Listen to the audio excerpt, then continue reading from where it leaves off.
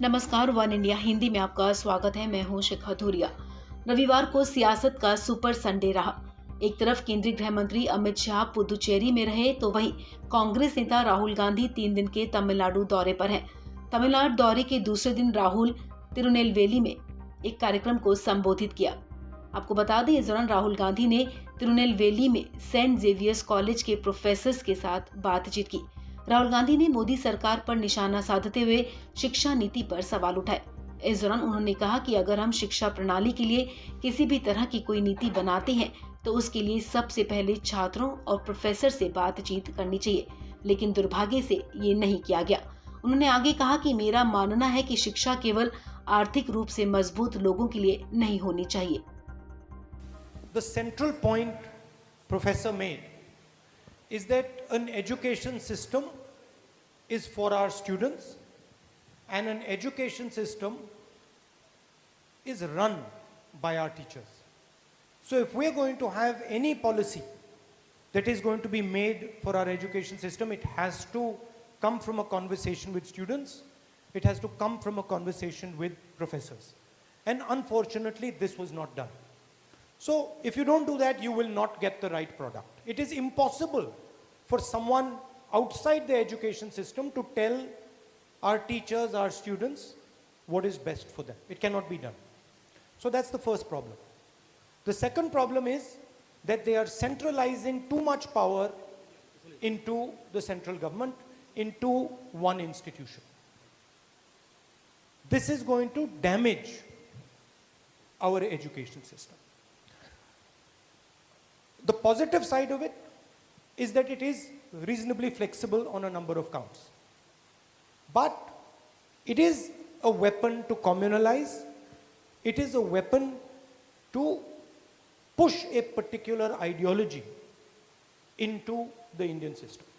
And that is why I do not like it. शिक्षकों से संवाद करते हुए राहुल गांधी ने कहा, समाज महिलाओं को सम्मान और उनका सशक्तिकरण किए बिना सफल नहीं हो सकता। शिक्षा सिर्फ अमीरों के लिए नहीं, सभी के लिए होनी चाहिए। राहुल ने कहा कि अगर हम सत्ता में आए तो गरीबों को छात्रवृत्ति देंगे और महिलाओं की शिक्षा तक पहुंच बढ़ाएंगे। राहुल गांधी ने मोदी सरकार पर निशाना साधते हुए कहा कि हम एक ऐसे शत्रु से लड़ रहे हैं जो अपने विरोधियों को कुचल रहा है। राहुल ने कहा कि अंग्रेज नरेंद्र मोदी से बहुत ज्यादा शक्तिशाली थे। इस देश के लोगों ने जैसे अंग्रेजों को वापस भेज दिया, वैसे ही हम नरेंद्र मोदी को नागपुर वापस भेज देंगे। And yes, we are fighting a formidable enemy. We are fighting an enemy that is dominating the money in this country. We are fighting an enemy that is crushing its opponents. But we have done this before. And we have defeated a much bigger enemy than this new enemy that has come. If you recall, 70 years ago, this country was ruled by the British, much more powerful than Narendra Modi will ever be. Right? Who is Narendra Modi in comparison to the British Empire? Nobody. And the people of this country sent the British Empire back. Same way, we will send Narendra Modi back to Nagpur. Tirunelveli में राहुल गांधी ने कहा, जब मैं रात में सोने जाता हूं तो मुझे सिर्फ 30 सेकंड में ही नींद आ जाती है, क्योंकि मुझे मिस्टर मोदी से डर नहीं लगता। अब मैं आपसे एक सवाल पूछना चाहता हूं, तमिलनाडु के मुख्यमंत्री को रात में सोने के लिए कितना समय लगता है? राहुल गांधी ने कहा कि तमिलनाडु के सीएम रात में सो नहीं पाते क्योंकि वो ईमानदार नहीं है।